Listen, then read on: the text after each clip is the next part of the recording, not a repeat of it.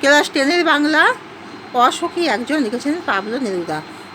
Chilean কবি Pablo নেরুদার অসুখী একজন কবিতায় অনুসারে এখানে চারিদিকে যুদ্ধের দামামা বেজে উঠেছে। ভয়ঙ্কর যুদ্ধে ধ্বংসলীলায় চারিদিক যেন ছারখার হয়ে যাচ্ছে। কবির স্মৃতি বিজড়িত সুন্দর বাড়িতেও যেন সেই ছারখারের দশায় ব্যাপ্ত হয়েছে।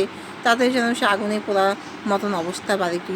কবি সেই বৃহত্তর ধ্বংসের সৈনিক হিসেবে, অর্থাৎ চারিদিকে যে এই যুদ্ধে দামামা বেজে উঠেছে, চারিদিকে যে ধ্বংসলীলা, যে অগ্নিকাণ্ড ছড়িয়ে পড়ছে, তার প্রতীক হিসেবে, তার মুক্তিযোদ্ধা হিসেবে যেন বৃহত্তর স্বার্থে তিনি অগ্রসর হচ্ছে। কিন্তু তার প্রিয়তম নায়কই সে তার প্রিয়তম জন্যে অপেক্ষায় রত হয়ে আছে, এবং যেন প্রতি বছর বছর থেকে অপেক্ষা করতে করতে যেন বছরগুলি পাথরের মতন ভারী হয়ে হয়ে তার মাথার উপর পড়ছে।